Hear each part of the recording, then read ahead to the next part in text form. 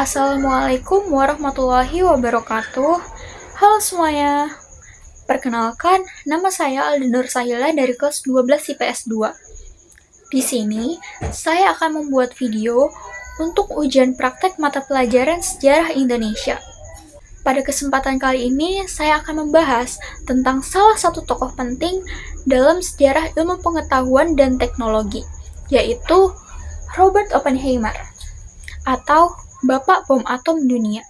Julius Robert Oppenheimer dikenal sebagai ahli fisika asal Amerika Serikat, sekaligus penemu bom atom yang telah menghancurkan kota Hiroshima dan Nagasaki pada Perang Dunia Kedua. Dia lahir pada 22 April 1904 di New York City, Amerika Serikat. Dari remaja, Robert ini emang udah kelihatan kalau dia itu suka sains dan orangnya tuh pinter banget. Sampai dia melanjutkan studinya di Universitas Harvard di bidang kimia. Setelah dia mendapatkan gelar sarjananya di 1902, lalu dia melanjutkan lagi studinya di Universitas Göttingen, Jerman. Ia juga melanjutkan lagi studi doktoralnya di bidang fisika di Cambridge University pada 1927.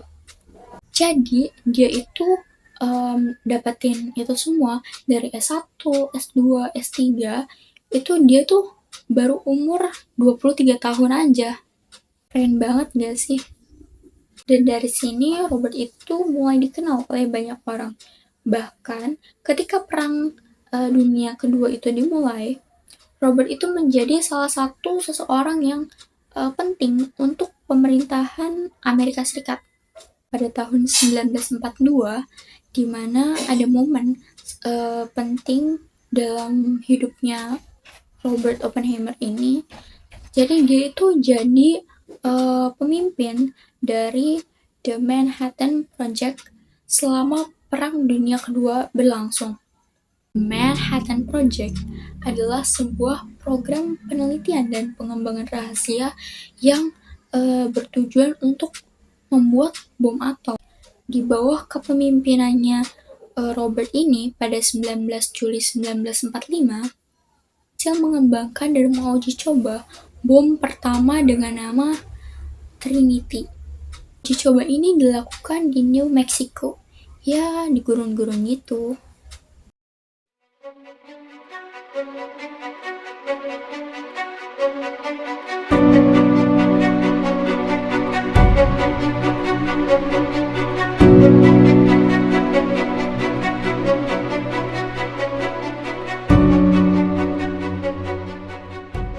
Trinity ini yang menunjukkan bahwa bom atom itu adalah senjata yang paling kuat dan bisa digunakan untuk perang.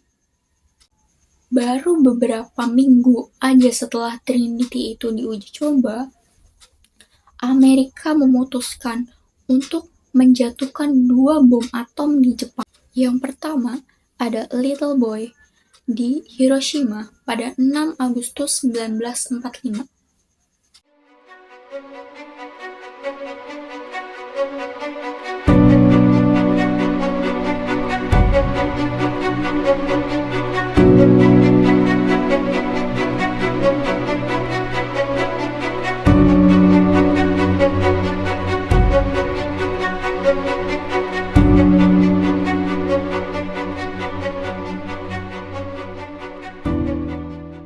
Tiga hari kemudian, dijatuhkan lagi bom atom yang kedua, yaitu di Nagasaki pada 9 Agustus 1945.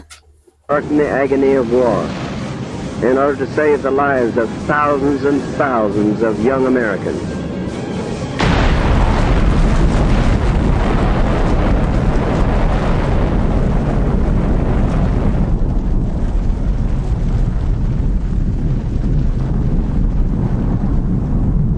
The second bomb was intended for the city of Kokura, but it was too cloudy, so the plane moved on to Nagasaki.